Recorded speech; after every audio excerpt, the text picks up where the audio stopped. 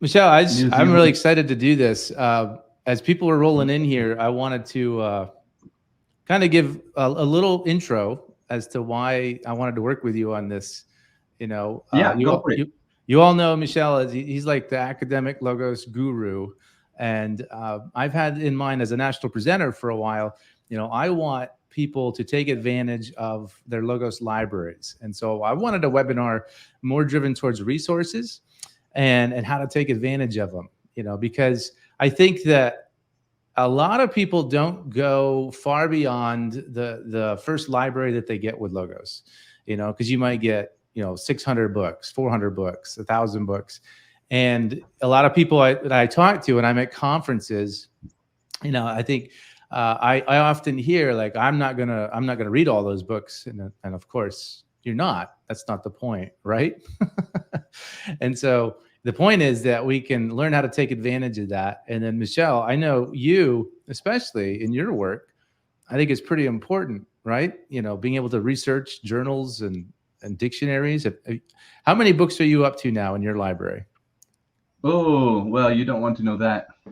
I have expanded my library over the years. It's now, I think, more than 16,000 books. Wow. But yeah, I've been collecting those resources over the time, based on what I want and what I need for my work, for my hobby, for my Bible study. And yeah, like you said, my focus is mostly on reading, doing Bible study, and doing research, writing articles, and teaching preparation. Yeah. And so I think it's important when you're talking about your library and what your purposes are. That's important. You know, you want to know what your purpose is. So if you're writing a Bible study for your kids, you might not need 6,000 books. But what we're going to do tonight, I thought it'd be fun. I'm going to share my screen now. Just make sure that's working and make sure everybody can see that. So, all right, you see that okay? You see logos there? Coming up, Okay. yeah. All right, cool. So I think before we dive in, you know, I want to talk, just review a couple things. So some of you, I don't know where you're coming from. You may have been using logos for 30 years and you know it better than Michelle and myself. And so bear with me for a minute. But there are some different ways that you can build your logos library. And so what I thought I'd do here, real quickly, I'm going to go to logos.com and just show you where to go if you're, because we're going to talk about different libraries. Then we're going to talk about the tools. So we're going to dive into the fun stuff here in just a few minutes. But it's important that you know there's a few different ways you can build your library. Of course, it's buying one book at a time, right? You just wait for a sale. You look for what you want, and then you just buy it. And so that's what syncs, you know, all your books to Logos, and all your tools will sync up. Now, the other thing though that a lot of people do, and I'm curious, Michelle, did you do a lot of like library upgrades when you were building your library over the course of years? Like, how would you say I you think found? Yeah, I think my first library was in 2013, where I Mhm, bought a Logos 5 portfolio mhm. library. That gave me a good start. And I think it was only after um, maybe, uh, I think the next major library upgrade was Logos 9 Mm, portfolio. yep. But I did purchase some smaller packages along the way. Absolutely. So the way people are doing this here is I'll just kind of take you through a customer journey real quick. So at logos.com, you know, you view and you compare all your packages. So pretend that you're going to buy logos for the first time. And so what happens is a lot of people will look at these different libraries that you see here. So we're going to talk about a couple of them.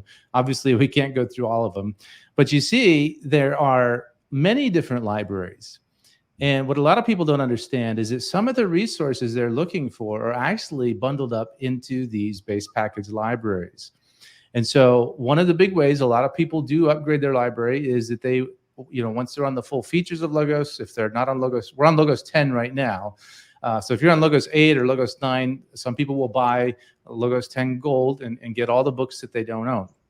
And so that's how a lot of people will do this. However, as we're going to talk about tonight, there's going to be some books that you might want, like in the Anglican library. Okay. So right now there's a special going on. We'll talk about this with the Anglican library.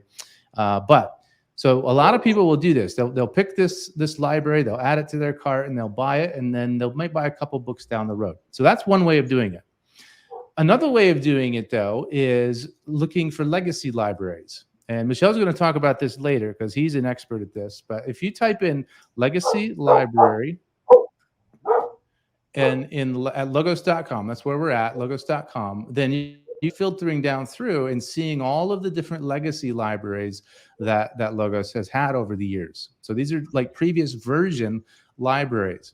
Now, obviously, there's tons and tons and tons of these because we've been around for 30 years. And so it's not going to be conducive to like just kind of like pick and choose and go through them one by one. So the way you want to look for these is come up with a resource in your mind when you're talking about like a commentary set. So what I'm going to do is use this as an example here. I'll use the pillar commentary for this momentarily. Okay, so I'll come back to this. The other way, Logos has some great deals. We have specials on the website. So I know, again, a lot of you know this already, but if you click on this at logos.com, look at the deals, and you're going to see right now, like we have our big March matchup sale. You'll see save 20% on Baptist and Anglican. So here at the webinar, you get 25%. So we're going to talk about that at the end, and you get 15% on all others. So again, hang tight. We'll talk about that towards the end. But if I click on March matchups and you want to see, I just kind of explore what some of these commentaries are here. We have like the pillars 57% off right now. Okay. But remember dynamic pricing. So if you own a book from the pillar commentary set and you don't own the whole set, if you bought this whole set, the price would fluctuate. So remember, Logos is always keeping track of the books that you own and have purchased. So everybody's price could be different. Okay, so you can benefit from great deals like this. But let's say you wanted to buy most of the pillar commentary. So what you could do is come up here, search, and you're just going to type in pillar. And I'm going to click pillar New Testament commentary here. And that'll filter it down for you. And then you'll notice, let's say I pick this one right here, Letters of John. So I'll click on that. And what you want to do is this, scroll down, and you're going to scroll down all the way here until you see this section right here. And you'll notice that this is in the Logos 7 Gold Library. This is in the Logos 8 Legacy Gold Library. And so what you can do is click See All. And as you scroll down, you're going to see, lo and behold, this is in the Logos 10 Anglican Gold Library. So I could click Learn More and then dive in, and I can see that the pillar commentary set, the 15-volume commentary set, I think there's a newer one out now, but this one has the 15 volumes. I think there's just a couple that aren't included. And but not only the pillar, right? What's that? So, and not only the pillar commentary, because now you can see, hey, what other volumes are in there that I might want to buy. Exactly. And so I'm kind of learning a little bit more about this Anglican library because this has the Ancient Christian Commentary series, the Fathers of the Church. So this is a pretty amazing library, and especially Anglican Platinum. But again, we'll come at that towards the end. So an example, though, of how this worked, I'll just give you a real life example. I have for years been a fan of Lenski. So I've got the Lenski commentary, right? I got the whole set. My father-in-law bought it for me. But it's beat up, it's old, and I want it in Logos. So I went to the store and I typed in Lenski's commentary and clicked on that. And there it is, about $300, right? Well, I clicked on that last night. And as I was scrolling down, I scrolled down and then I saw, click on all of this. I went Lutheran Bronze Library. And so I clicked Learn More, I went and looked. But because of my dynamic pricing and everything that I had, this only cost me $60, basically. It was less than $60 to upgrade, and I got the whole Lenski set. So that's an example of the dynamic pricing at work. So I just review that because it's really important. A lot of people don't know that, and that's how you can hunt for those deals. Hey, John, anything you want to say there, Michel? Hey, John, can you go back to the previous page? Yes. Because I think it's even cheaper. Oh, yeah. Yeah. If you go back here, there's other ones. Yeah. You go up and you see that you can get the whole set for $35. Yeah. In the Long Night Movement starter package. And that is so unbelieving. And I'll have a bonus for all the participants to find all these gems like this in a very quick way Yeah. later in the webinar. That's awesome. Yep. So again, Michel's the master at this. So listen to Michel. But I wanted to touch base on that. So I'm Dutch that's after all, so I'm spending every penny before I spend it. Hey, I'm going to take a lesson from you, Michel.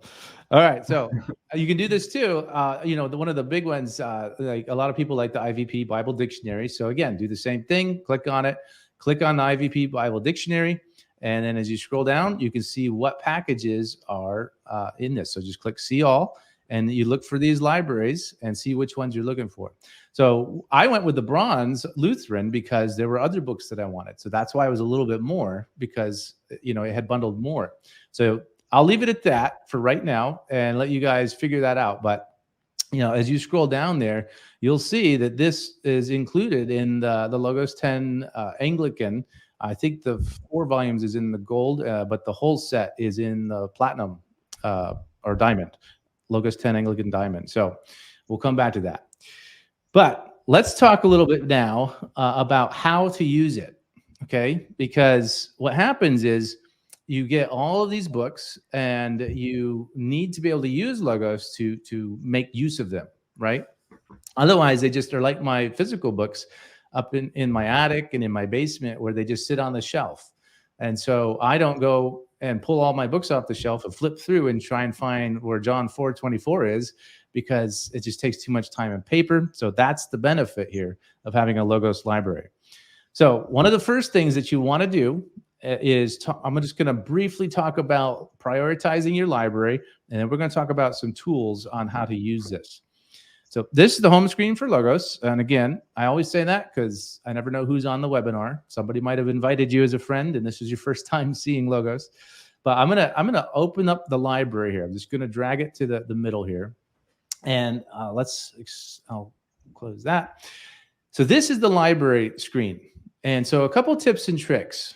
Logos will work without prioritizing any resources. Okay. So what I mean by prioritizing resources is saying, like, if I look up commentaries, I want Logos to open these commentaries first. I want these Bibles first, so on and so forth.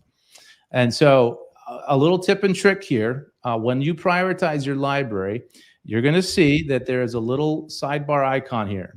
Okay. And this you can turn on and off just like that. Click on it. That turns it on. That turns your filters. Sometimes it turns on table of contents. But when you're in the library and you've got it opened up here, it turns on the filters. And you see all your different types. And then you can also change the view of your books. I personally do like the tile view, but you can do details view. So if you want more books on the screen, that's fine. But here's what you want to do is go here, click on the panel menu, these 3 dots. All right. And then prioritize books. And then I'm gonna turn this over here to Michel in a few minutes here, because he's going to talk about this a little bit more. But this is prioritizing books, and you're going to see I have a whole list here. Okay, so you can prioritize 7 categories. All right, so we've got and you can correct me if I'm wrong, Michel, because I know you've been doing this longer than me. But Bibles, so do Bibles first, and then we got commentaries. And then you're going to want to do at least the Bible dictionaries, and you're going to want to do a Greek lexicon, Hebrew lexicon, lectionaries, and then the devotionals, like daily devotionals. So I think those are the big 7. Am I right? Did I get that right? Yeah, there are a few more, but that's okay. Yeah, a few more. Okay, so you can go ahead and prioritize all of those resources in this list. So all you're going to do is come over here, and you can either, if you're looking for Bibles, you want to do Bibles, you could either type in the short version name and filter down to your Bibles there, and then you could drag it over to your list like that, and then put that there. Right click and remove it. So whatever Bible's at the top, that's going to be your favorite Bible. Again, we have a lot to cover tonight. We're not going to go into this too in depth, but I'm going to have Michel talk about that a little bit. So you want to make sure, though, that you do the Bibles and commentaries and your lexicons and dictionaries. Okay. So now let's talk about tools, though, that we're going to use to take advantage of the library and ways that we can kind of get the most out of our library. So let's open up a Bible real quickly. I'll click on John 4 here. And let's say we'll come down to John 4, 24. And let's say we want to study. We're going to go in depth and we want to use our commentaries. Okay. So again, I know what I'm about to do, this is child's play for some of you, but some of you might not realize this. So one of the important section or one of the important tools that you want to use is the passage guide. Okay. So when you want to look at commentaries, use the passage guide. And so what you can do, you can launch it over here, click over here on guides, and then click the passage guide. And that's going to open up in another panel. Now, the other thing though, I'm going to close this because I'm going to show you a shortcut. A lot of people that I work with at my conferences, they might not even know this, but if you highlight multiple verses and you get this selection menu pop up, you just click study. And lo and behold, up pops the passage guide. Okay. Oh, wow. I didn't know that, John. Oh, I taught Michel Pauw something. All right, I'm gonna go one step further, Michel. Since you didn't know that, watch this, because you always teach me a lot of stuff I don't know. I'm gonna highlight one word and click study, and that launches the Bible word study guide. Okay, so Logos knows. It knows when you highlight multiple verses that you can launch the passage guide, but when you're highlighting one word, it knows you want to study one word. Okay, so. But here in this section, now this passage guide has a lot of stuff. You can see here, we've got commentaries. I've got a section on my systematic theologies. There's a lot of other sections here that'll, you can go down and it takes you really in depth into your passage because it all has to do with John 4, 22 through 24. Okay, but here we go. Here's your commentaries. Now they're in order of preference because that's why we prioritize. So Pillar was at the top. ACCS, focus on the Bible, so on and so forth. But to make use of these commentaries, you're going to want to look at these links over here, okay? Because you might want to sort by the series. You might want to sort by the author. So if I click on that, you can have the author. You might want to sort by the denominational strain. So again, I've got a very large library. So if you're looking at Reformed, Methodist, whatever is in your library, it's going to be different for everybody. And then any unlisted would be over here. So kind of more generic. And some of them might kind of coincide together, but it does help you kind of get a view of that. But then one of my favorites is this type. So you can look at different types of commentaries. So whether it's an apparatus, application driven, whether it's expositional in style or exegetical in style, it helps break it down by the type of commentary. And so this helps you kind of get control of your library and your commentaries and see, what you've got going on there. And it helps you kind of to dig down a little bit more. But if we open one up, I'm going to click on this, open up the pillar here. Another button that you should be aware of is this little button right here. Okay, that's the parallel book set. And you'll see this over here in the Bible. So we've got the parallel book set right here as well. When you click on it on your Bible, this is your list of Bibles in order of preference. Okay, if I come over here to this and I click on it, this is your list of all of your commentaries in order of preference. So right arrow, power user tip, takes you down the list. Left arrow takes you back up. Okay, so again, just kind of little review there. But in this passage guide, there's also the ability to build what are called collections. And so you can actually have subsections of your library in here as well. And you'll also notice that it's looking up systematic theologies. So if you want to rearrange the passage guide, you come over here, click on the panel menu again, and click Edit this guide, and you'll get this screen. I'll drag it over here. And here you're going to have systematic theology. See how I've got commentaries and I've got systematic theologies.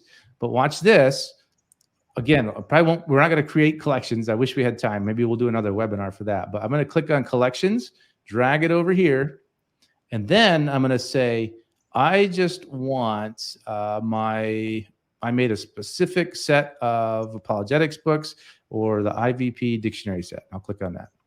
So there I have 60 results coming from just that IVP dictionary set.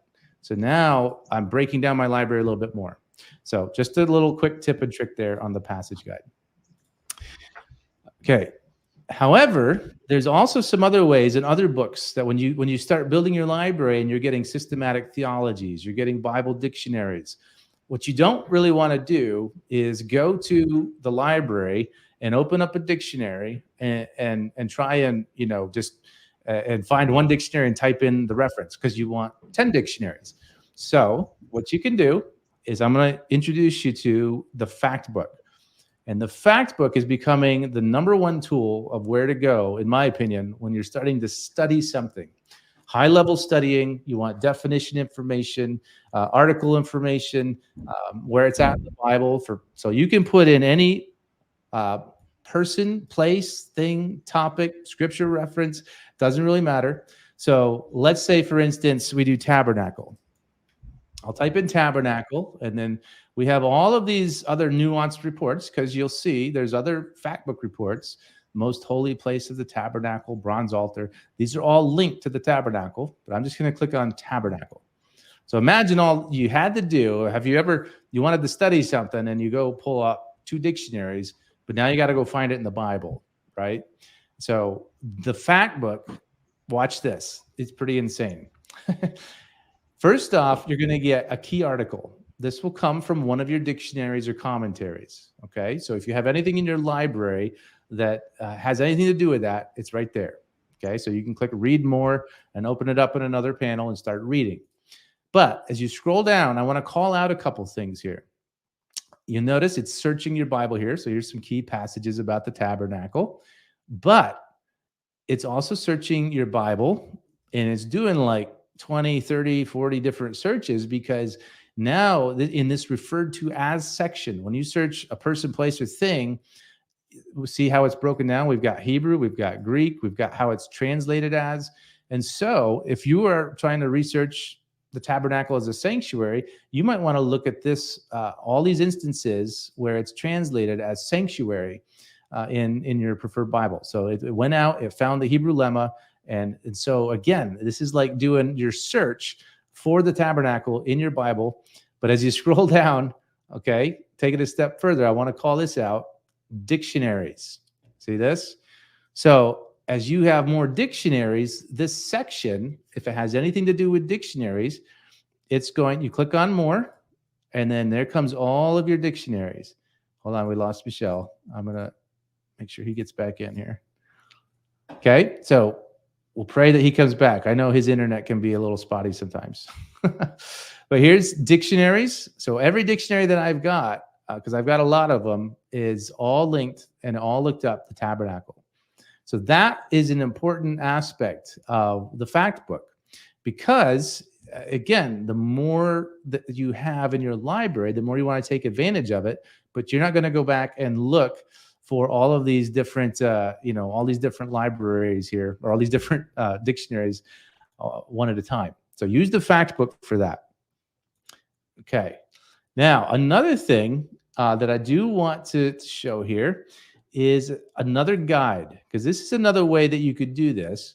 So let's say we type in the topic guide. And I'm going to open up the topic guide, and I'm going to type in tabernacle. Okay, and let's just say that we're going to do tabernacle structure. So just like the passage guide, here is the, hold on, I'm trying to let Michel in here. Hopefully he comes back. I'd feel bad if he can't make it. All right, but here you have your topic guide section. And again, here's all of your dictionaries. So just like the Factbook, so this is kind of like, in my opinion, this is kind of like the old way of doing it. Go to the topic guide and do it. But the Factbook, in my opinion, is the place to go. Okay. Now, the other thing, though, let's say that you want to search your library. Okay. So we can search the library. And let's see, I'm going to open up my search tool here. And here we go. I can search all my books. Now we can search the Bible, but we're talking about our library. Okay, so how would we do this? How would you search something in your library and get the most out of it? How'd you filter down? So here's what you want to look for. As you start building your library and building certain books, we can build collections, but we're going to search everything. Okay, so if I'm doing a search or a study on John 4:24, let's just type in John 4:24, and I'm going to go ahead and click John 4:24 and run a search. Now, this search here just brought in all of my downloaded books. Okay, so downloaded books, that's every book that I own in Logos. Not very helpful because I've got 6,000 books in my library. And of course, John 4:24 is going to be an insane amount of verses and references. So how can we drill down into that a little bit more? So I want you to look here. We see anything blue in Logos is linking to something. So again, we can sort by the book, the author, the type of resource. So one of my favorite things to do is come over here and click on type. So I'm going to click on type. And look at this. Logos automatically goes through because it knows the types of resources that you are looking for. So if I were looking at John 4:24 and I wanted a more scholarly approach, I might want to look at journals. So if you build a journal bundle in your library, unfold this, and then you're going to see you've got your journals. Okay, hold on. Here he comes. I think I got Michel back. Hopefully. All right, we'll give Michel a second here. So your journals are right there. So that's one way of doing it. Here's lectionaries. Here's systematic theology books. So here we have 127 articles where John 4:24 is mentioned. And so again, it's not that you're going to read all 6,000 books. It's that you want to dive down specifically into certain, things, that certain types of books. So Logos gives you these tools to do this when you need it the most. Now, the other thing that I want to call out here, right here, you'll see your books. I'm going to click on this, and this is a drop down. So if you don't realize this, you can search your books, all your open books, downloaded books, cloud books, the print library. These are the books on your shelf. So you can even do that in Logos 10 now.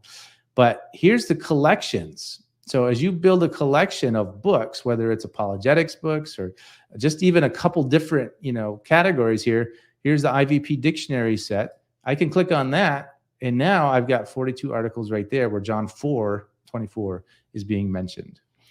Okay. So any questions at this point? I'm going to see if I can get Michel back in the room here. I'm not sure what's going on for him.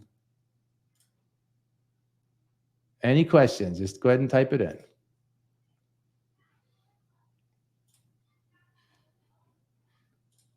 All right. Pray that Michel can get back in. He's got a little bit of a low internet speed, so that might be one of the issues he's got going on here.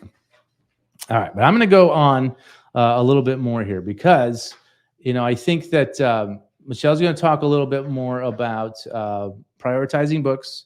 Then he's going to talk about some of the journals and magazines, the language tools that he likes to use, and favorite legacy libraries. So hopefully he can get back in here for that. Another type of resource, though, that I think is important, and a little tip and trick for you all, if you haven't explored this, are the mobile education courses. Okay, so if you go back to logos.com and you come up here, books and courses, look at this, Logos Mobile Education. So if we click on this, if you don't know about this, this is pretty incredible because this allows you to have a theological, it's basically like a seminary level education all delivered to you on the Logos platform. Okay, so you can buy all these different courses. So if you want to explore these, come over here, go to books and courses, hover over that, and then go browse all courses. Okay, and you're going to see here that we've got just hundreds of them. Honestly, it was over 200 and some different courses that we have. So we got Michael Heiser, we've got Craig Evans. So if you want to filter down by the author of these, click on that, and that's going to show you the mobile education courses. So what you can do is buy these great video courses that they're basically like sitting in a classroom. So you've got all these amazing lecturers, Craig Evans, Daryl Bach. So if you want to see some of Daryl Bach's stuff, learning how to study the Bible, And some of these are really technical. I mean, you got N.T. Wright on some of these. You're going to have, like I said, Craig Evans, Michael Heiser, and there's many, many other scholars, John Frame. So I encourage you to go out and look at those. But when you buy one of those, you come back to Logos and you can go to your library. Just come up here to your library. And the quick shortcut, honestly, is just type in mobile ed. And there you go. And a lot of your courses, I think most of them we're going to have here is you're going to have the video, and sometimes they have an audio. They might all have an audio, an activities book, and then the manuscript, the textbook. There's actually a courseware textbook.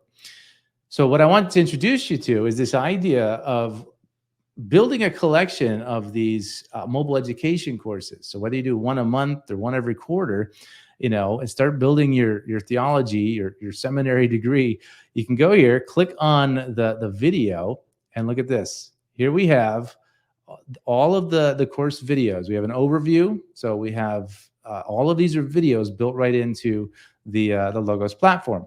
So you can watch these right in Logos. Make sure you're connected to the internet, of course. And then you, again, have this incredible resource of like having a teacher in your classroom. Now, the other thing, though, again, you might want to save this work. Okay, so if you start buying these and you want to keep track, I'm going to show you a little tip and trick that I like to use for this. So if you open up a video and you go to open up a textbook, there he is. Praise the Lord. All right. So here we go. Michel, I skipped over a couple of things, and I'm doing the mobile education courses, and then we can turn it to you in just a second. Okay? Okay. So here we have a video. I have one of these courses in my library, okay? And I can watch the video, and then as you go over here to the manuscript, you can follow along, basically. So there's one of the introductions, and it's basically word for word, but then you might have some places where you can add some notes. But if you like to read along rather than watch or do both, this is really helpful. But let's say you wanted to come back to this, and let's say we go to our tools and you open up notes, and let's put a new note on here, and I'll just throw this in here, and I'll just say, put it down here. So this is my course notes, okay? I'm going to save this as a layout. So I'll click layout, and I'm going to save this, and I'll just say this is the reliability of the New Testament study. Hit enter, and now this is a save layout. But then here's what you can do is you can drag this over here to your shortcut bar, okay? But then what I've been doing, and thank you, Michel, for this, because this is something I've started doing. Used to be I created folders and did shortcuts and all of these things here. But what I actually started doing is what Michel does now. Again, we can always learn from each other. But if you go to your tool over here and you want your favorites tool, okay, or actually put a shortcut here too for that, you can build a folder now, and you can drag your shortcut and your layout right over here. So as you start building folders of favorites, and you're going to see Michel use his favorites tool a lot here. Now in my favorites tool, if I've got 6 different courses going on, I can just click on that, and that'll open it right back up, right to where you left off. So that's a little bit of what I wanted to share. So Michel, you can take over now and just basically do everything that you said you were going to do, and then I'll close it out for us. All right. Well, I'm very much relieved that I got back in there. Like, it's always a fear of me. Like, we're in the middle of the highlands in Papua New Guinea, and I'm super blessed and thankful that we have fiber internet here. But it comes and goes with hiccups, so now and then, and but I'm back here. I hope you hear me well. I can. Yeah. Yep. And we'll just pretend, and if it cuts out again, then we'll end the webinar a little early, and then we'll send out the recording. Okay. Well, let's hope not. Okay, I will start sharing my screen. I'll be talking about 3 things. First of all, I will be talking about prioritization. I will then talk about journals, and in the third place, I will talk about language tools, because that is my my favorite part of Logos. And finally, I will talk about some legacy library packages. So let me first share my screen. Let me share screen. Entire screen. Screen 2. Okay. Perfect. There you go. Yeah, and as you already said, John, you on the left-hand side, you see my favorites. I use that for a lot of things, and here I have created a folder. It is at the bottom, and it's called Online Webinars. And you can also use this as a tool for teaching or even preaching. But like when you teach and you use Logos, you can fill this favorites folder with all the tools and all the resources that you want to show. So I'm going now to prioritization, and I'm here in my library. So I opened up my library, and here is my section of prioritized books. Now, don't be surprised, but my list is really, really, really, really long. And so I cannot explain everything that deserves a webinar in itself, but I will just highlight a few things. So here, by the way, are some of the extra resource types that I've prioritized: the maps and the apparatuses for the Greek Bibles and the Hebrew Bibles. But we'll go on to, let me see, the commentaries first. So when I started prioritizing my commentaries, I started off by selecting 2 commentaries, like the top commentaries for each book of the Bible. And you see that here in the Old Testament. Like in the Old Testament, I've prioritized the Word Biblical Commentary on Genesis and the Nikot on Genesis. And these are my top 2 commentaries for Genesis. Now, then we have Exodus, and we have 2 commentaries, the NIV Application Commentary and a New American Commentary. And then we have 2 or 3 for Leviticus and Deuteronomy and Joshua. And so that was the easiest way to prioritize my commentaries. 2 commentaries for each book of the Bible. But as I studied more, and especially on the New Testament, which is more my field of expertise, I started prioritizing up to 5 commentary volumes per Bible book. And my list became so long that it was very tedious to maintain the list. So what I did was, over time, I added a number 3 and number 4 and number 5 top commentaries, and I created series of them. So here you see that I've prioritized my best technical commentaries, number 1. And here my best technical commentaries, number 2. And the way how I did that, let me have a look, is so I go to my filters, and here is the library, and I search my filters for best. And I think these are my series of best technical commentaries, number 1. These are all volumes that I handpicked myself. And what I did, once I had selected all these volumes, I went to the information pane on the right side. It's next to the prioritization pane. And I scrolled down to series.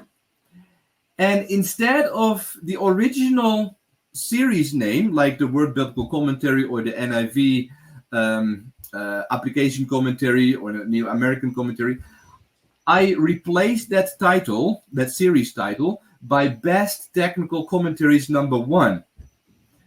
And now, Logos, and then I drag that series over to my prioritization list. And that's how my best technical commentaries number 1 are showing up here in my prioritization list. Now, the only reason why I did that is actually because this prioritization list became so huge and it was difficult to maintain. So there are great idea. Yeah, some downsides on it, because you will now lose the original series title. But for me, this is a great workaround for the moment. But I really hope that in someday Logos will make this method of prioritization much more user-friendly, and easy to do. But for now, this is pretty handy. Okay, the next thing I want to show you about prioritization is how I have prioritized my Bibles. Now, if you read tutorials on if you find a tutorial on prioritization, or you watch a YouTube a video on prioritization, many people will tell you that you can prioritize up to 5 different resources per category. 5 Bibles, 5 commentaries. That's not true. That's not true. So what I did is is that I prioritize my Bibles in a very particular way, from literal to free. And so what you see here is I started with the Lexham English Bible, the NASB 95, the King James Version, the New King James Version, the ESV.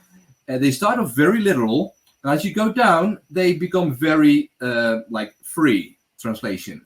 We have the NIV in the middle, and we have the New Century Version. There's a free translation, the New Living Translation, and even the Message, which I don't consider a translation, but it's very free, and so it's on the at the bottom of that list. So how this is beneficial is, let me just show you a tool.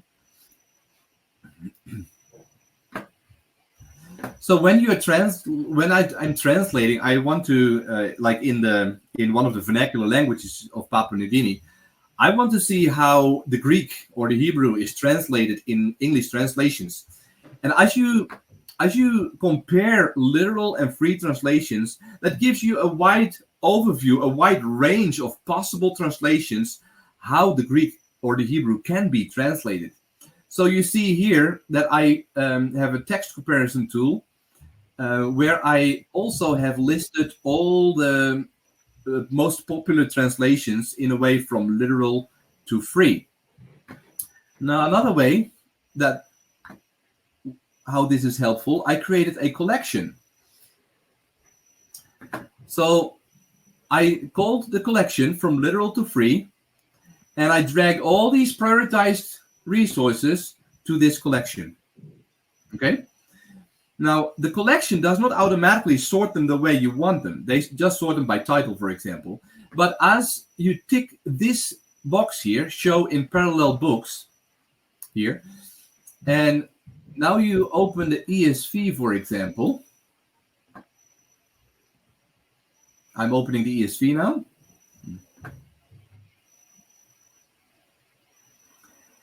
And I click the Parallel Resource Sets button.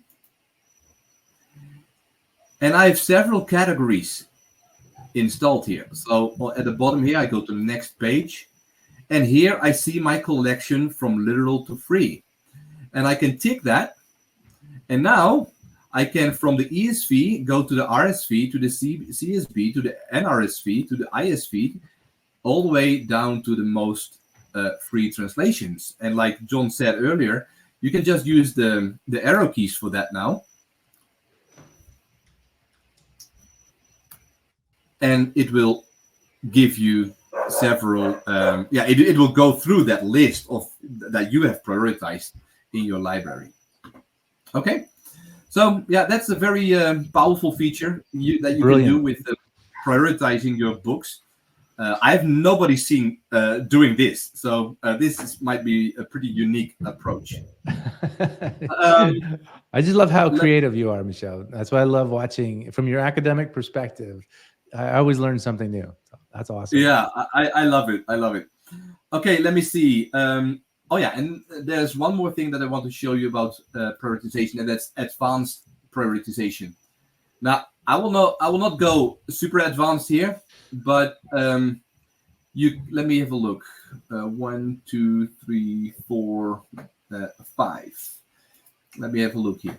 So when you open a dictionary or a lexicon, for example, let's say I have BDAG open, which is the default, the standard the lexicon on the Greek New Testament and other early Christian literature.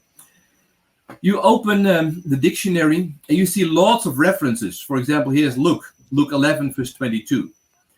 But you're working on Greek, right? You're opening up a Greek lexicon, and so it says that this word.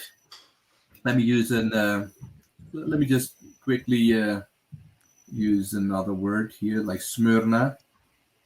Smyrna. It is found in Matthew 2, verse 11. Now, you can hover over the reference, and it will give your preferred translation, which in my case is the NIV. But when I do Greek studies, what I really want to see is the Greek, the underlying Greek in this verse. So what I do is I select, and I don't want to prioritize my Greek Bible for everything. I only want to prioritize my Greek Bible for BDAG. So what I do is I go to my library and I find the N828, which is not in my best commentary series. Okay, so here it is. And I drag it over to the prioritization pane. And now you see here the N828 is here. It is applied only to the Liddell Scott Jones lexicon, which is another Greek lexicon, but I will change that to BDAG. And now you see that once you read BDAG and you see a Bible reference here, a Bible reference, then Logos will open not your NIV, but the N828. Let's have a look to see if that's correct. So I go back to my BDAG, I hover over Matthew 2, verse 11, and there you go. You see that Logos is now presenting to you the Greek text of Nestle Aland 28. So that's a very powerful feature of prioritization as well. That's awesome. All right. My next topic would be journals. There we go. Close everything again, except my favorites. And I go to my library. I'll probably drag it over here.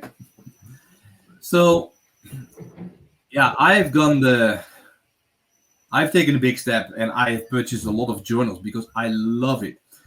When I added journals to my library, that has really taken my research capability to a much, much higher level. Oh, yeah. Especially if you are interested in academic research, writing papers for your studies, or writing academic articles and books yourselves, then I highly recommend considering investing in journals to your digital library. Journals are usually much more specific than books and commentaries, monographs, and much more in-depth. And so my area of expertise and interest is mostly primarily biblical studies and biblical languages. So some of the journals that I use mostly are let me see.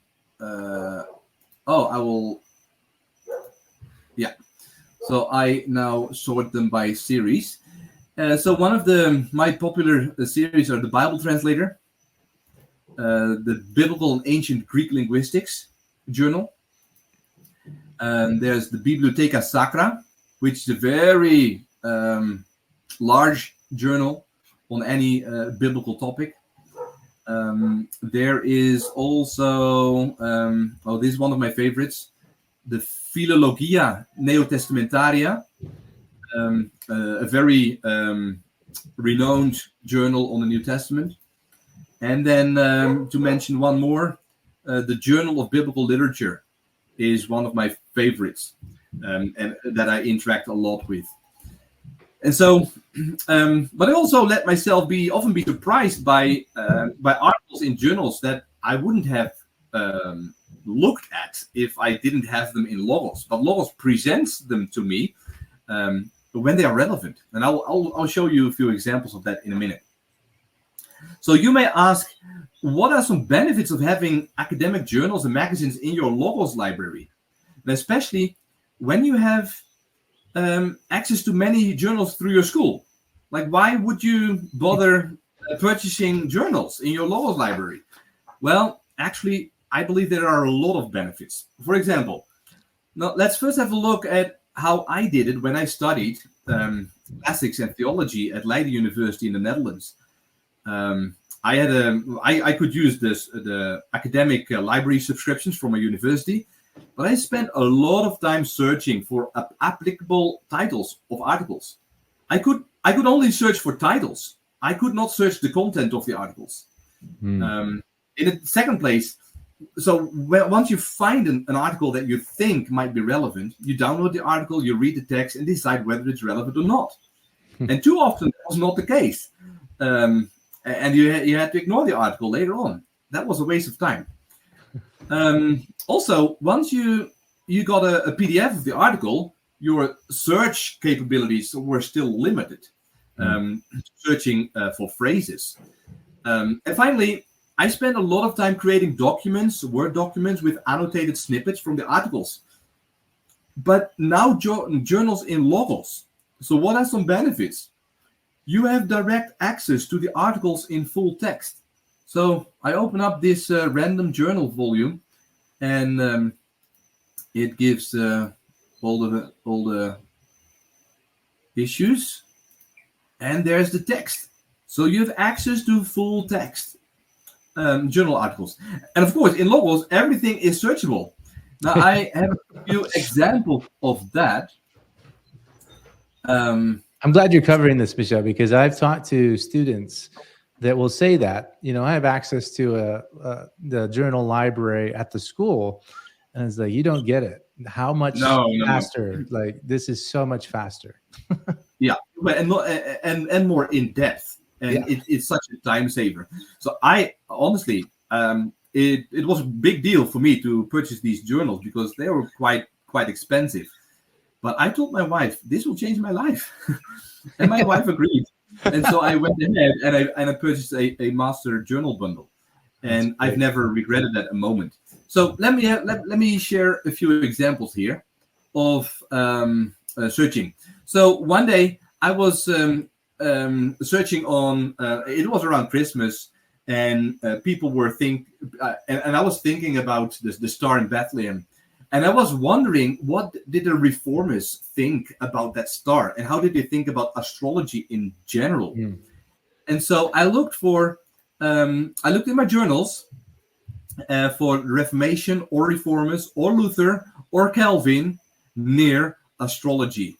Now, there's no way you can do that in an academic library, online journal library. And so that's the content, not just the title. That's the whole content of the article. Yeah. And so I found some very helpful articles, and I'm just looking at the time, and I'll just go to the next example. There's an example about biblical studies where I was looking for, in the previous webinar, I focused on Psalm 82. Now, one passage that's related to Psalm 82 is John 10:34, and where the psalm is quoted by Jesus. So I was looking in all my journals for journal articles that discuss John 10:34 in relationship to Psalm 82. And I was overwhelmed by the number of journals that actually returned to me in just a second. This would have taken me probably hours searching an online journal database at my university. Wow. So let's have a look at this journal.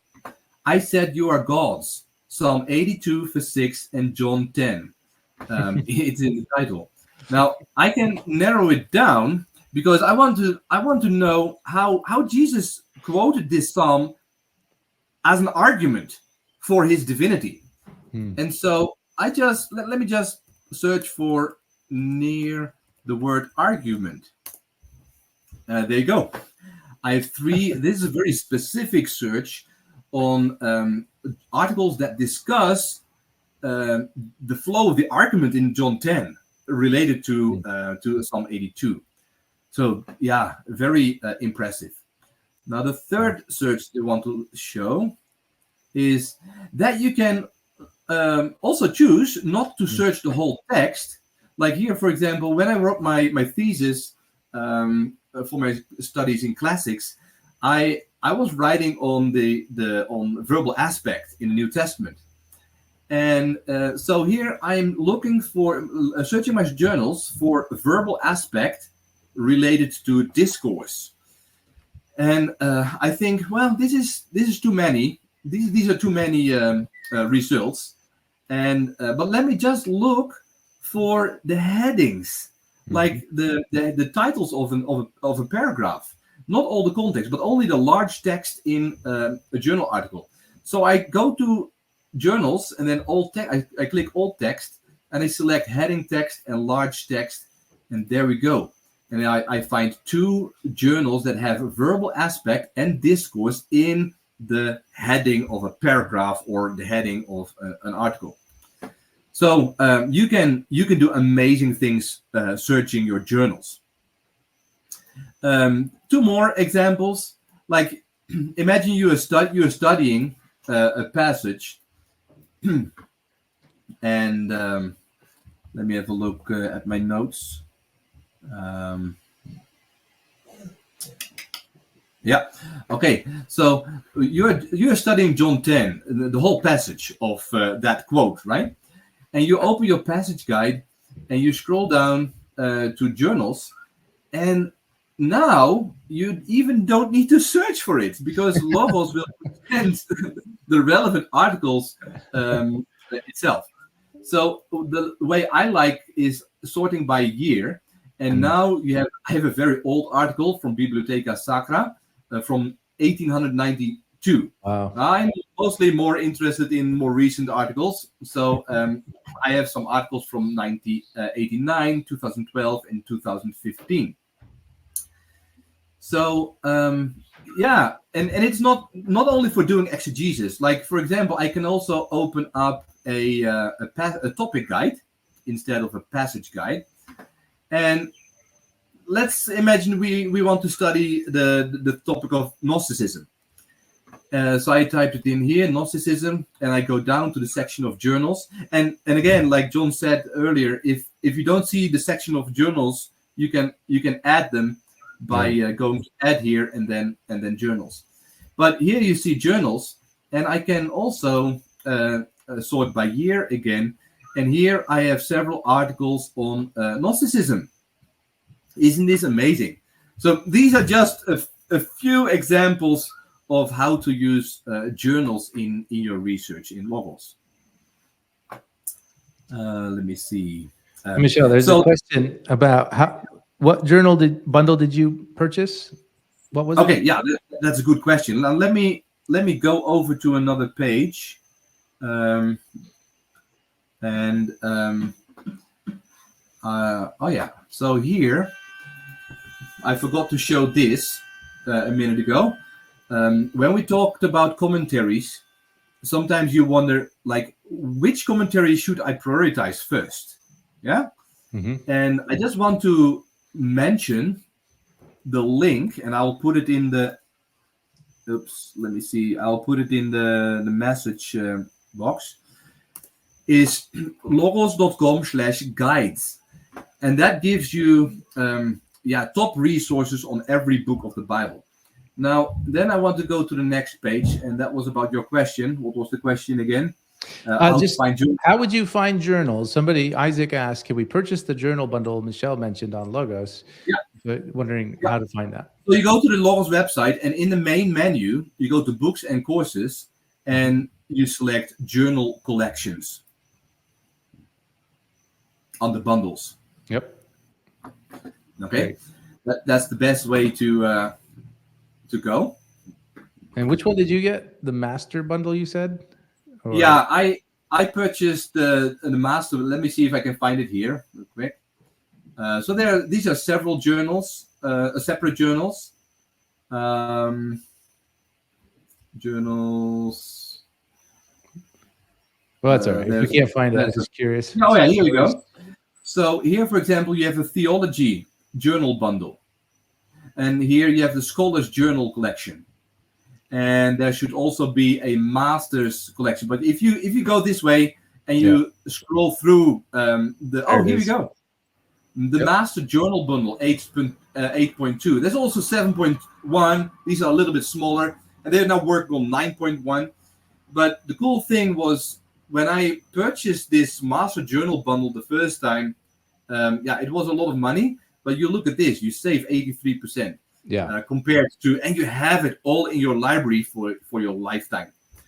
I don't go back to university. I actually cannot go to my online university search database because I don't have access to that from Papua New Guinea. But the nice thing is they're updating these journal bundles every year, and here's where dynamic pricing comes in very handy. Like I usually upgrade my library, and it only costs me a few tens of dollars each time they do that. So that's let me see. Oh yeah, if you can sort by savings, and then you will see all the journal collections. Let me see. Show 60. So you'll save the most with the biggest collections, which is often the case with logos. Okay, well I think people can figure that out themselves. Now I got them started. Absolutely. But also look at the smaller and the more specific journal collections that are much cheaper because they may also fit your needs in a better way. Right. But I love how you search the heading text too, because a lot of people don't realize you can drill down into specific articles just by searching the heading text. So that's right. Great. Yeah. Okay. Then I think I'll move on to the next topic of language tools. And I can spend the whole day talking about biblical language tools. So what will I say in a few minutes? Maybe take a couple points and then move on to the legacy libraries for time's sake. But because I know legacy libraries, I think I've talked to you before about that, and I think that you have a lot of insight into that as well. Yeah. Okay. Let me just. I created a picture exactly for this purpose. If I would not have too much time. Okay, hold on. Let me find it. Open file location. Research. Okay. There we go. So many people may ask, hey, what are some resources that are useful for studying the biblical languages and the original languages of the Bible? And I would say there are a number of resources that are bare minimum to have in your library if you want to take your biblical language studies seriously. So for me, these are 3 lexicons. In the first place, it's the Greek. Do you see? Yeah, BDAG, the Greek English Lexicon on the New Testament, for both the Septuagint and the New Testament and early Christian literature. But if you want to go beyond that and do word studies in how biblical words are used in the wider context of extra biblical literature, then you need to have access to the Greek lexicon by Liddell and Scott. Usually abbreviated LSJ. So if you search the Logos website for LSJ, you will find it. And then the best the dictionary on Hebrew is the DCH, the Dictionary of Classical Hebrew. It's a very recent dictionary, and it is pretty much replacing many of the older ones like BDB. And other ones, even dictionaries are like Halot. Wow. Then you need to have a few grammars. And my personal favorite is the Greek grammar by Blas de Brunner and Funk, because I've used that when I studied at university, so I've become familiar with that one, and I found it in Logos and very helpful. Now, the absolute number 1 grammar on biblical Hebrew is the one by Paul Jean and Muraoka, which was one of my professors at Leiden University in Hebrew. That's the absolute number one grammar, very thorough and exhaustive in its approach.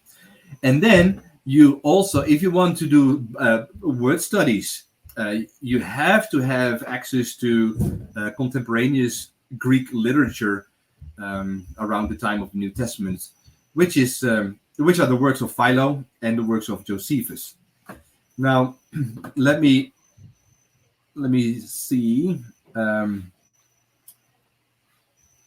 then I'll move ahead, and there are a few. So if you want to take your studies to the next level, I would recommend investing in the Greek Classics Research Library, the Perseus collections of papyri. I love looking at the papyri to see how certain words were actually used in the time of the New Testament. And also the Qumran biblical scrolls, but also don't forget the heretical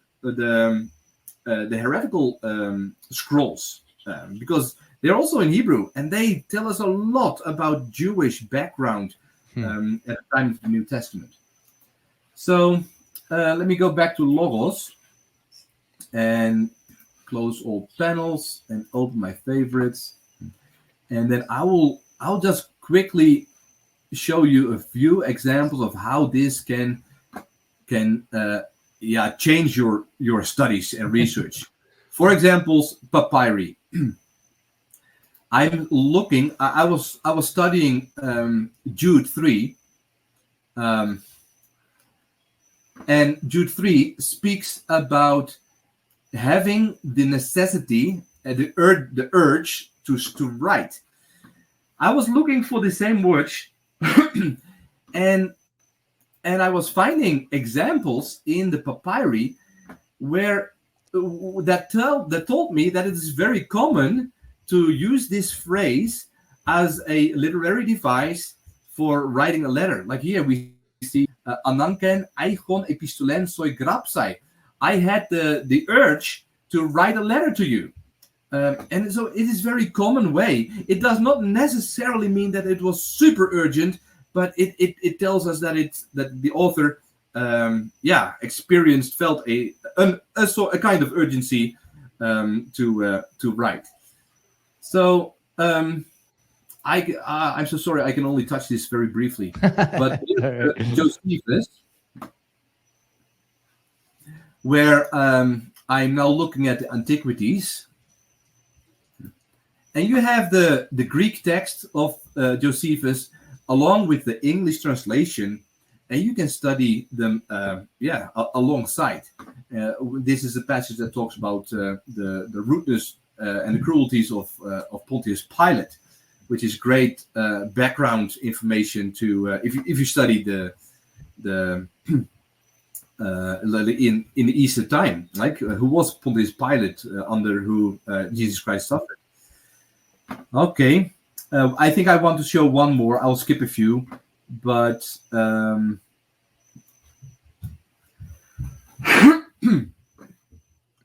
so I love to see you do this, Michel, because again, I never went to seminary, so this is so far over my head. But what's what I love about Logos is that it takes somebody like me, and I can go so deep in it, and then yet, somebody like you can really grab hold of this stuff and just the sky's the limit. It's amazing. Yeah, really, the sky's the limit. Now here, for example, I recommended investing in the Greek Research Library, and something that you can do here is you can search your ancient Greek library. I'm searching here for the phrase koine soteria, which is translated very wrongly in most translations in English as common salvation. And you see here, some speeches from Lycurgus, a lawgiver from the 7th century before Christ, but also Xenophon and the Anabasis. And what you see is that it will display the Greek text and the English translation side by side. And as you study these examples, even up to the time of the New Testament, you will find that the phrase koine soteria has nothing to do with salvation, but has everything to do with the security of the state. And in the case of the context of Jude, is referring to the security of the congregation that's at stake. And so that has very significant implications for the exegesis of the whole letter. One final example, and that's really exciting.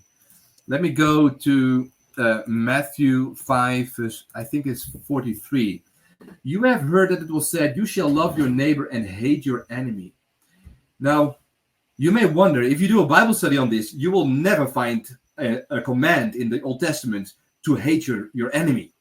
So where does this come from? Where does Jesus quote this from?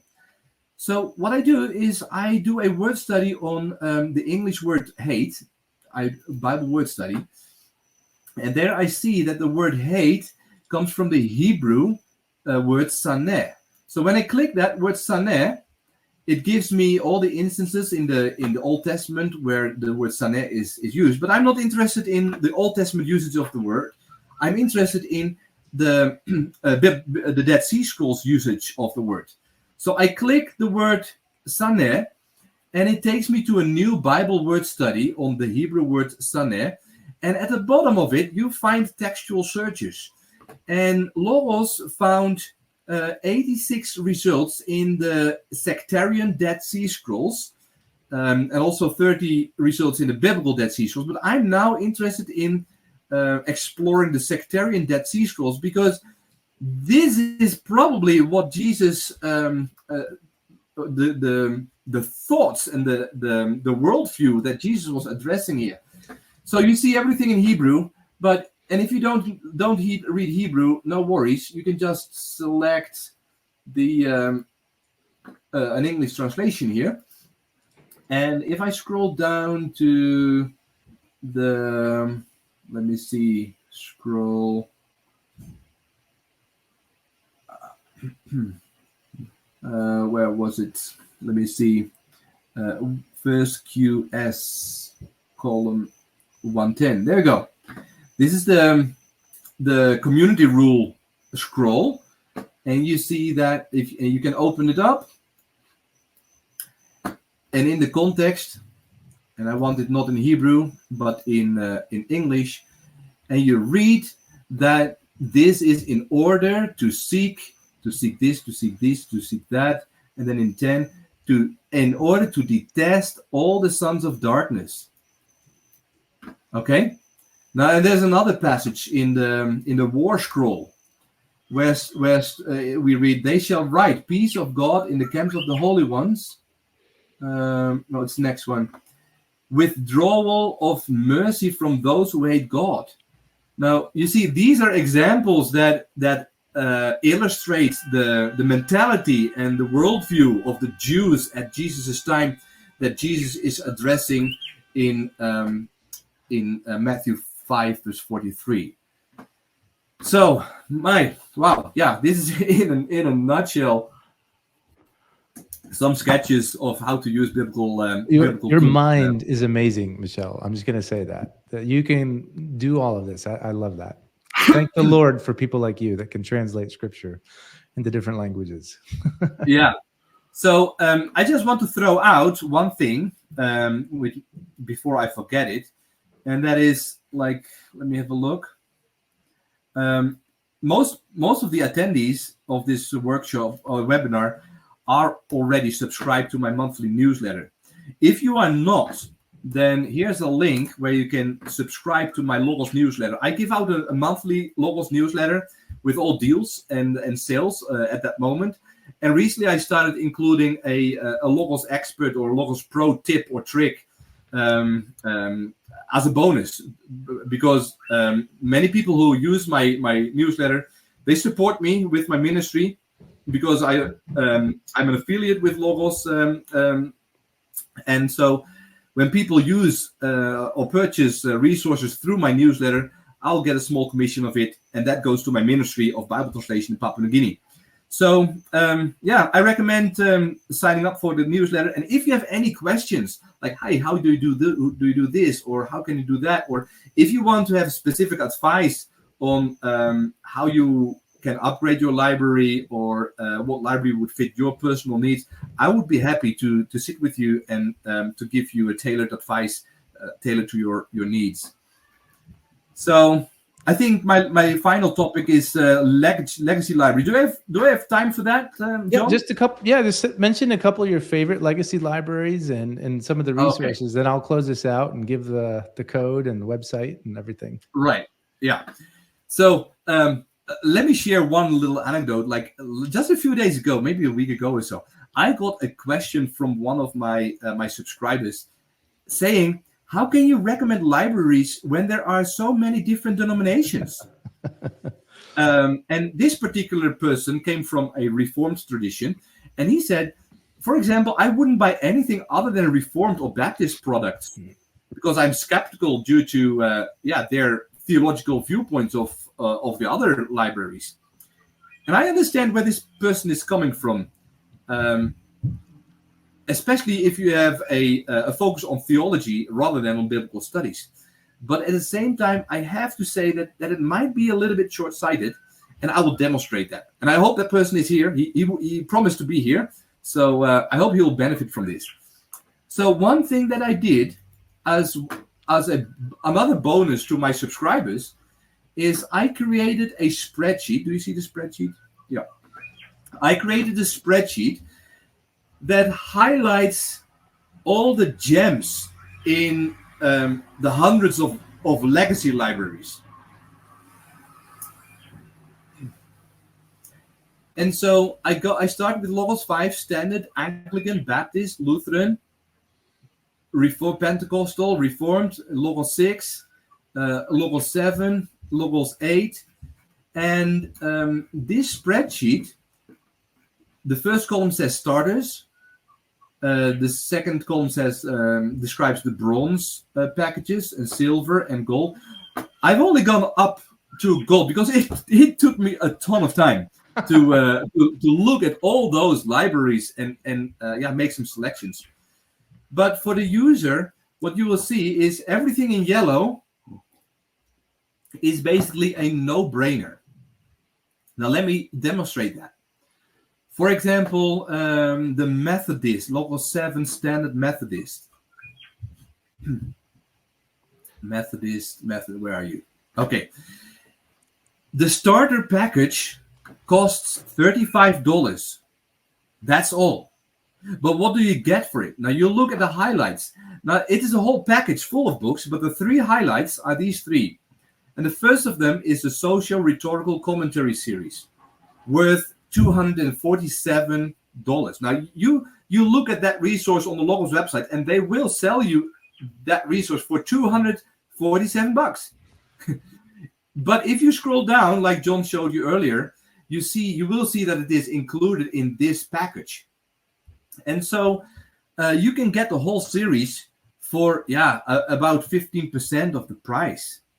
And now this does not have anything to do with denomination. Like the Social Rhetorical Commentary is not a Methodist commentary, and it is not like why. Apparently, Methodists like this commentary, but why? Not because it's a Methodist commentary, but because it focuses on the sociological and the rhetorical background of the New Testament. And so, for me, this is a no-brainer. No matter my denominational background, I would take this. I have already taken this legacy library for the sole purpose of getting this bargain on this commentary. Yeah. And if you don't like the other resources that come with it, that might be Methodist, you can permanently hide them from your library later on. Right. As not to spoil your library. Now, similarly, if you go to, let's have a look at Logos 6 Anglican or Reformed. Reformed, for example. Now you look at it. The package is only $80, and or less if you already have some resources because of dynamic pricing, right? But you look at the resources that are included in the bronze. It's Calvin's commentary. If you're Reformed, then that's great. Now I've tried to not be biased in this. Like I just selected the most expensive resources. I'm not saying that you should take this because Calvin is there, or Anglican, you should take this package because N.T. Wright is represented in that. No, I just looked at the gems by its tradition. So if you are in this tradition, you might love Calvin's Commentaries, worth $150. But look at the last 4 lines: the Dictionary of Biblical Languages with semantic domains of the Old Testament and the New Testament, the Lexham Analytical Lexicon, the Theological Lexicon of the New Testament, the Lexham Hebrew Bible with morphology, the Enhanced Brown Driver Briggs Lexicon, and all those language resources for $80. Yeah. So I am interested in those language resources. I might not be interested in Calvin or in other Reformed theology, although I am, but only for the sake of these language resources, I would already buy, and I have already bought, this bronze package. That's good advice. And I think you probably send this if they get the Logos newsletter. Did they get access to this? You know what? I'll just give it in the chat box. Here's the link, guys. Awesome. I trust that you will subscribe to my newsletter, because you will only get better by it. Well, that's awesome. Did you get it in the chat box? What's that? Did you get it in the chat box? Yep, I see the link there, so people can copy that. So awesome. Yeah. Well, you want me to land? You want me to land the plane? That's great. Well, folks, these are my 8 points. This was Michel is amazing at this, as you can tell. So I recommend subscribe to his newsletter. And I'm gonna go ahead and share my screen now here, and so you guys can see what we're doing here, because I'm very excited. We got a couple things that I want to share with you. So let me share this real quick. All right. Does everybody see that? All right. So everybody, you've got a discount code here. Now, we actually have, believe it or not, it's 15 to 25% off. Okay. These are for the Logos 10 base packages upgrades. So you want to use the code I'm about to give you. Right now, 15% off any new Logos 10 or upgrade. Okay. So you can do Logos 10 base packages or upgrades and get 15% off. However, as I mentioned, 25% off right now. Logos is doing a kind of like a flash sale for Baptist and Anglican. So 25% off those packages. And I recommend looking at that Anglican Platinum Library if you're looking for things like, I think it had the NIGTC, the Pillar. I mean, there's so many commentaries, very commentary rich. But for those of you who don't have Logos, if you're sharing this, let me just explain this, and then I'm going to show you the site. The Standard Gold Library. Yes. I think Logos offers a 20% discount on those, right? And we are offering 5% more. That's what I said on the Anglican and Baptist. So Standard Library is going to be 15%. Okay, any of the other ones, but I'm going to explain that and show you that. So Standard, that's the print book value. That's 630 books and resources. That's normally like $1,500, $1,300 if you just want to pay it off and be done with it. About $62 a month. You can email me. I can set you up with a 24-month plan. The Anglican Gold Library, again, I'm just picking gold because it's our bestseller, but this has about 520 books and resources. And like I said, I think it's very commentary rich. A lot of the commentaries in it, you have to get a little higher in other ones. But again, take some of these tips. But that's the special event if you just want to buy it and be done. I think it's about $57 a month for 24 months. So what we're doing, we set up the landing page. So logos.com/Pauw. Discount's going to end. This code will run until March 28th at midnight Pacific time. And that'll take you to this landing page here. You'll see a little carousel. And then when you get here, the advanced dynamic pricing, it's not going to take effect until you throw it in the cart. Okay. I'm incognito here, so this just looks like I'm a new customer basically. But you'll see just some of the basic packages, but that code will work on any of the Logos 10 base packages. So you can take a look if you want to learn more about a library. Just click here, learn more, and that'll open it up for you, so you can kind of look down through and scroll all the way down to the bottom there, and you can see like the Tyndale NIGTC. I think the pillars in the gold one below that. So IVP, that's got the 4 volumes there. So again, if you're interested in saving some money on some great commentaries, I recommend looking at the Anglican Platinum Library. But again, if you have them already, that's great. Just kind of explore that a little bit more. But then you could just throw it in your cart, click add to cart. And that, of course, as you all know, that'll put that code in there for you. And you'll see this applies the 25% discount. So instead of $21.49, it's about $1,600 or so. Okay. So the code is PAUW324 without quotes. Right. Without quotes. That's right. PAUW324. Okay. And you'll see that on the landing page.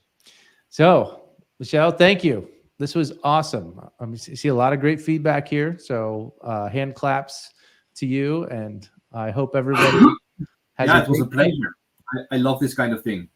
That's great. And again, well, I love feedback. I love questions. And if people ask a question responding to my newsletter emails, I'll try to make a YouTube video or just an article in my next newsletter trying to address those questions. Great. Well, God bless everybody. Have a great night or good morning if you're near. What time is it for you, Michel? We're now at 10:30. 10:30. Okay. In the morning. All right. Yeah. Well, next time we'll do it your time, and I'll get up at 4 a.m. or whatever. No, this is pretty good. All right. God bless everybody. Maybe next time will be Europe time. All right. Sounds good. All right. Have a good one. Yeah.